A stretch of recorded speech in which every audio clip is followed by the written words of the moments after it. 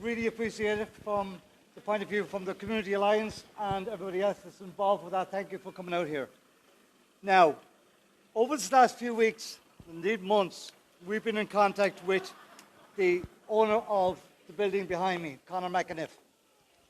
And from day one, when we heard about this, thanks very much. Ukrainians moving out, and the rumour was then that there would be single men coming in. And we wondered as to who they were, where they were coming from, where they vetted, and all that goes with that. Secondly, single men coming into Bundoran in a mass of 70 or 80 or whatever the count might be, irked me for starters and said that can't be happening in Bundoran. We have enough issues here in Bundoran that up to now, with the Garda Síochána and everything else, we can monitor. But I got in contact with Conor, and any of you that has been on the Community Alliance page would have seen a video that I put up where I talked to the man up in his own house, and he had reiterated on numerous occasions that it would not be single men coming in here. It wouldn't suit him, it wouldn't suit Bundoran, or anything got to do with Bundoran, quote, unquote, from Conor.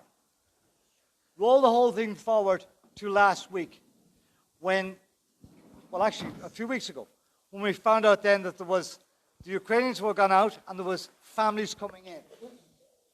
Now families coming in is great by me by all means, as long as they're Irish. We have 16 odd thousand people in this country that are homeless. Now at this stage, Ireland is full. We have 4,500 kids under the age of 16 that are in accommodation all over the country from day to day and be moved on from day to day. We have single mothers in accommodation throughout the country that have a kettle beside the bed, heating up a water bottle or a bottle for their babies and everything else. The government, as far as I'm concerned, the government has let us down, number one, and the government needs to be put out. I've been at protests and I've organised marches and protests in the likes of Knock and County Mayo, where they're putting 2 eye-passes in there, one in Drumhouse and one up in the Belmont Hotel.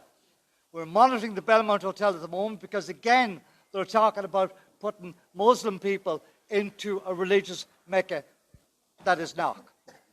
I think that is wrong. If we went over there, we wouldn't be allowed to do it in their country. Why the hell are they coming over here and being allowed to do it in our country? It's an agenda set on us by a parasitic government that don't give a shit, and I excuse my French on this, but don't give a damn about you, Paddy, you, Mick, or any of us standing here. They don't care who we are. All they want to do is get the ching-ching. All the nation states of Europe, all of the West. This is what it's about. It's not just Ireland. We understand that, but we know it's coming across Europe, and this is like the last stop. They're coming across Europe, they're coming into England, they're coming across Northern Ireland, and they're coming down here. We are now at a crisis point in this country as to what we do. Bring it back to Bundoran here. People here in Bundoran have contacted our local county councillor, Mr. McMahon. And Mr. McMahon has said that he is not available to come here this evening. I don't. It's a Sinn Féin policy. I know that, and you know that. But it's our fault to a degree, because we put the man in where he is. He's supposed to be here for the community. He's supposed to listen to each and every one of you, including myself. He's supposed to be here. They're traitors. They're traitors. 100%. 100%. Traitors. Number one, he should be here. He should be here to listen to your concerns, because you are concerned about what's coming into this building behind me, opposite a school there with young kids in it. He's a counter-protest against this. That's where Sinn Féin would be. Exactly. That's true. By the taxpayers of this country, not the government. He's getting paid by taxpayers. He's getting paid by the government to sit up in the house there and probably laugh at us. Secondly, and equally as important, if not more important than Michael McMahon, is the owner of this building. We all know who he is. We all know the buildings he has up through the town. We all know what we're up against. Now, I got a phone call today from the said Mr. McAniff. And the phone call went very simply and very straightforwardly like this. He says to me, "What is going on?" To which I replied, "Well, what the hell do you think is going on?" I said, "Well, I'm not sure. I seen something up on Facebook." I said, "Look, hang on a minute. You have loads of people that's telling you a screenshotting and sending you on the screenshots. Don't play me for a fucking fool. Don't play the people of Bundoran for fools. They're not fools." Now, I have all this conversation recorded so anybody can hear it. And he knows I recorded it because I told him I was recording it. So I'm within the law on that one. I asked him, did he care about the people that would be here this evening? And his answer was, what do you think his answer was? His answer was, "I don't care." That was his answer. His answer was, "I do a lot for Bundoran. I employ a lot of people in Bundoran. I have 2 or 3 houses up the road there where I have people in those houses that are homeless." He asked me not to mention the homeless thing, and I said I wouldn't. So I'm leaving that homeless thing sit there. I'm more important, and you're more important, thinking about what's going in here and what's going to be watching that school and the school up the road. He is saying to me that the people that are coming in here are families. Now, somebody said throughout the week, and again, you can't go by here, so you have to have... All across the country. Mafia family. For years. This last couple of years. We have, and we know, that there are people coming into this building. I have it on authority as well that the said gentleman that owns this is actually laughing at us, that in actual fact, and I can't say how true this is not, but he's actually bringing in single male here. Now, that is quite possible that he could be doing that. But it's up to each and every one of us here to stop this happening. I'm only here to let you know exactly what he has said to me today in a phone call. Take that up any way you want to. Now, there is a community in Bundoran here. Oh yeah, one last thing he did say to me. And I thought this was ironic the way he said it. There is a cohort of people in Bundoran that's anti-McAniff. And I said to him, "Conor, can you ask me a question? Do you wonder why?" And he didn't answer that question. I asked him the same question again. Do you care about the people that are going to get up from their seats this evening, leave their families, and come out and see what's going on? Do you care about them? He says, in actual fact, I don't. And that was his exact words. It was the local people put him for ears today. Yes. Now, he did say that he's employed an awful lot of people around the area, and that he provides an awful lot of money to the GAA, etc., etc., etc. We fucking all know that, right? I wonder where that money came from in the first place. It came from you, me, and everybody else that's feeding his arcades and his hotels or whatever the case is. Making from all the people all in these places. Right. Now, he also has a management team in here, because he won't be here to manage this. He's a management team in here. Standing in the door video enough. Is he? Good evening. How are you? Would you like to come out and join us? No. I didn't think you would. But we are asking. So that's what we're up against. Now, there are a few things here, right? There is no community response team set up that I know of. I just noticed that there's a man inside the building filming the crowd outside, probably sending it back to the owner, the video. There's no community response team there whatsoever. Here's a question. See if someone, Secondly, if they come in though and I pass. yes, Is there guards to secure where they're going? I doubt it very much. Like But you the have guard- how many the kids problem with there the and there, and if the, The problem with the guard here, correct me if I'm wrong here, I've They're talked to a number of short-staffed. the guards all over the country. And they are worried shitless about what's coming in here because they don't know what's coming in. No, they shouldn't be enabling They it. are in the same place as we are. yeah. But they should be on our side, not that when we go to a protest or whatever, that they're corralling us into little sections or whatever the case may be. But, leaving that aside, there are a few things here, and one of the ladies here this evening is from Ballyshannon, and she'll talk to you about a community council which is set up in Ballyshannon. The community council is literally where nobody is listening to us. They will listen to a community council of people. They have to, by law, do that. So that's worth thinking about. Secondly, somebody mentioned... Keep sharing, folks, please. Thanks for all the nice comments. These are just ideas that are being put out there to you. That's up to everybody. Obviously enough, we're going to have to monitor this. Now, I don't know how we're going to monitor this unless we do like what Athlone has done, unless we do like what Coolock has done, unless we do like what an awful lot of people have done, is we sit on this on a 24-hour basis. And that means some people being here 2 hours, 2 hours, 2 hours, all the way through day and night till this is stopped. And the only way that can be done is that can be done by a community of people like yourselves. And that, I think, perhaps, is the only avenue right now that we have. Let's say you don't get the numbers to do that, right? Realistically. And let's say they know plenty of people, so let's say they get in. What safety have the locals got? No. Like, they're international protection, No. they're not your best friends. None. None is the answer to that. I can answer that question. None. So, like, one could just randomly go over on a knife spree. They can't. They can't do it. The guards have powers. Start having pepper spray. Well, Bundoran's only part-time guards, isn't it? You know, that's all. Yeah. So the guards have powers start having pepper spray. You see there online. Any of you that you go online, even down in Wexford, yesterday, there's a young lad attacked in a playground, and a knife was produced to his throat. And he wasn't an Irish lad. Same up in Letterkenny. Same thing happened.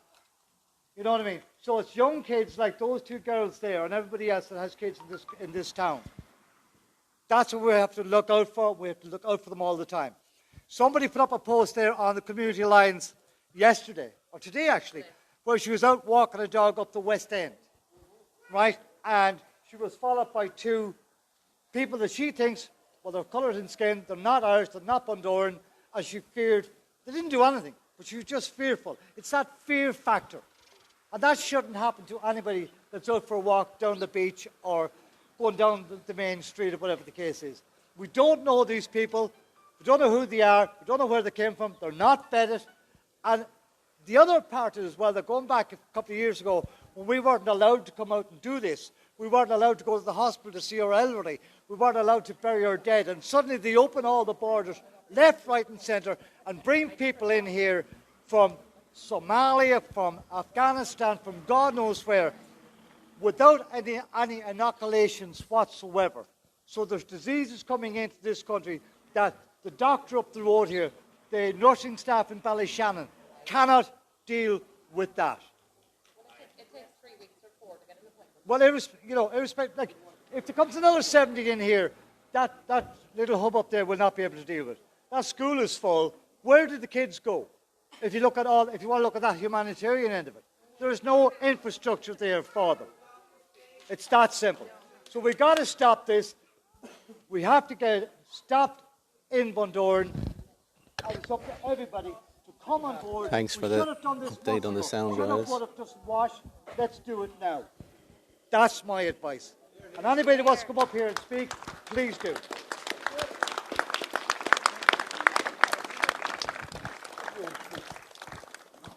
Anybody wants to go up there and say a few words about this or what we're doing or where we're going forward or whatever, please do.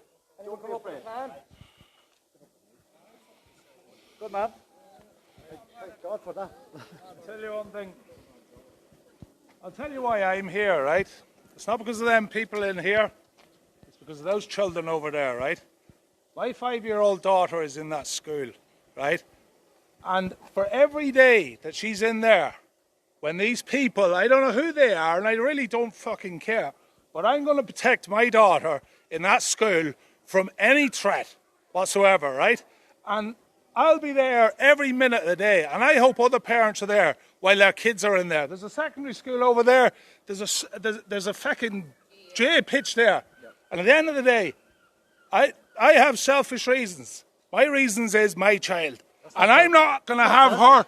I'm not going to have her stabbed in the neck like that child in Dublin who still hasn't recovered from her injuries. And I don't know whether those guards are going to protect my child, but I assure you of one thing, I will. Well, there's a man standing up to protect his child, folks. Well said, well done. That gentleman is 100% correct. Yeah. No matter what it takes to save the kids in that school, we have to do. And that's 100%, and well done on that. Fair play for coming up and saying that. And that's what everybody should be coming up and saying. Yeah, well, John, I'm a grandfather. And that's why I'm here. What? That's why I'm here, right? And I have a granddaughter at that school there, Arkinay, and I have another granddaughter in the VEC.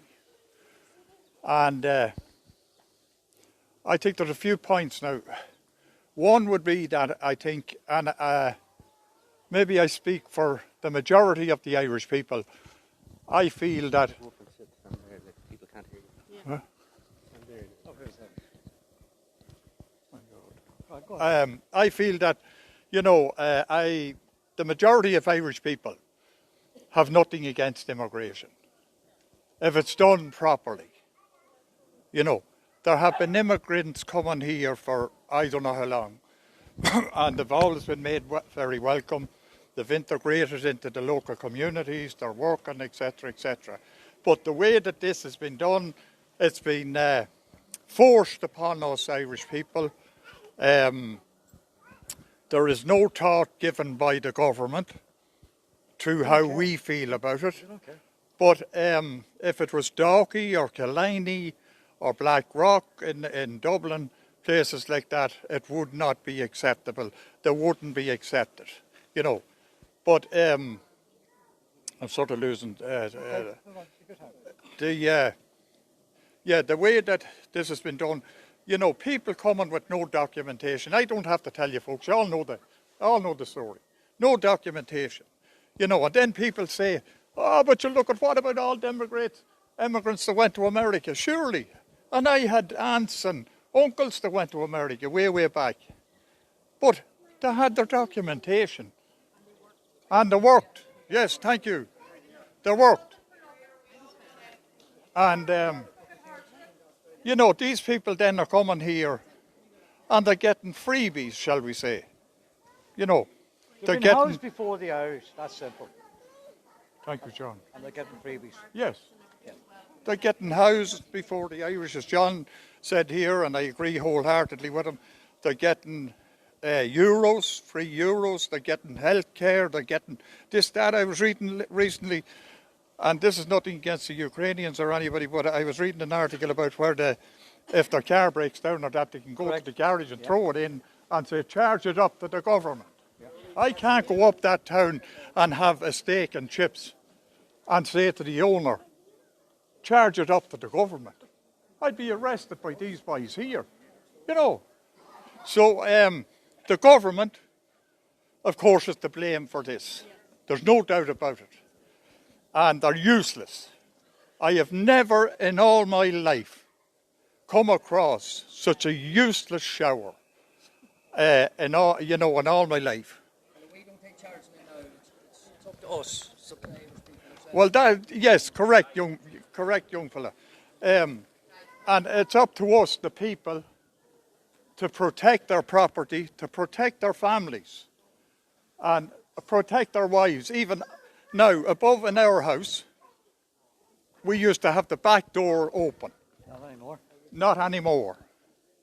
I say to my wife, lock that door and keep it locked. But we shouldn't have to do that, John. No. I know that. But, like, we're on our own in this. Like, where's all the county councillors? Where's all the TDs? They're all paid with taxpayers' money, my money, your money. You know, where are they? Well, they should it's be not here. the government that's paying them, it's us. Oh, yeah. Yeah. 37 Donegal County Councillors all voted in a motion against the protests. And All halfway 37. through that meeting, they muted the sound. on the recordings. That's right. I've seen that. You're 37 right. of them You're in, correct. in a room. Yeah, I've seen talking it. about the protest and everything else. And halfway through that, they actually muted the sound on the recording. That in itself will tell you a tale of the county councils in Donegal. Not just Donegal. The government have declared war on the Irish people. Don't be asking them for anything. They've declared war on us. They hate us. Yeah. They're the racists. They hate Irish people. Second-class They're all traitors. Yeah. It's as simple as that. Our country. Don't be begging or asking them government for anything. We'll do it ourselves. So how do we... Taking the orders from Brussels. That's where they're taking their orders from Brussels. And that's it. They're getting down on their hands and knees and licking their feet. Now, so, you know, folks, I have seen the protest of 100,000 people or something in Dublin. Unfortunately, I couldn't go for various reasons. And I've seen the protests in Letterkenny and Carrickcross and all that. So we all have to come together, you know. A small group, and it's a great turnout. It's great to see us all. Absolutely. But a small group like this, you know, we need. Yes, I think Laura, everybody, you're right. I think everybody that's here this evening needs to get the word out to family, friends, other communities, other people around the area, to the people that come in, to the caravan parks and all that. Get word out to them all and bring it all back here in a bigger way. That it's anti-government and, in this case, anti-IPAS as well.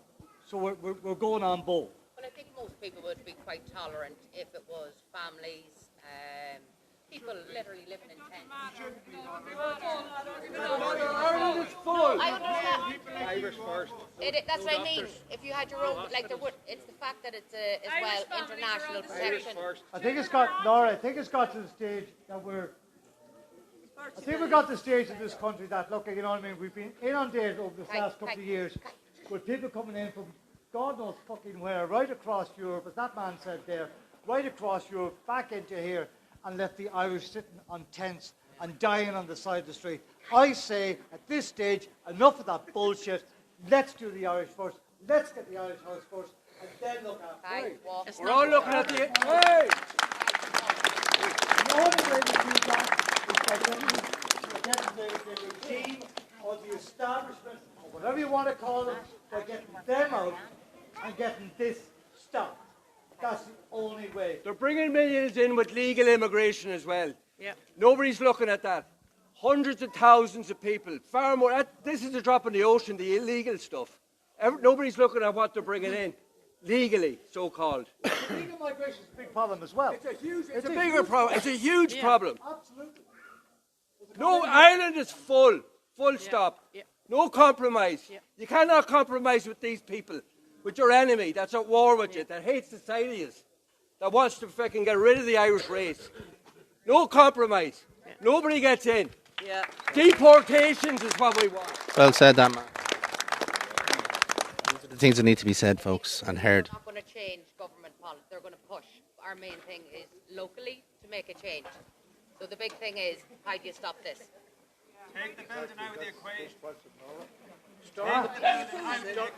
Like, unless we all go take the doll, like you can't. We have to work with our own communities.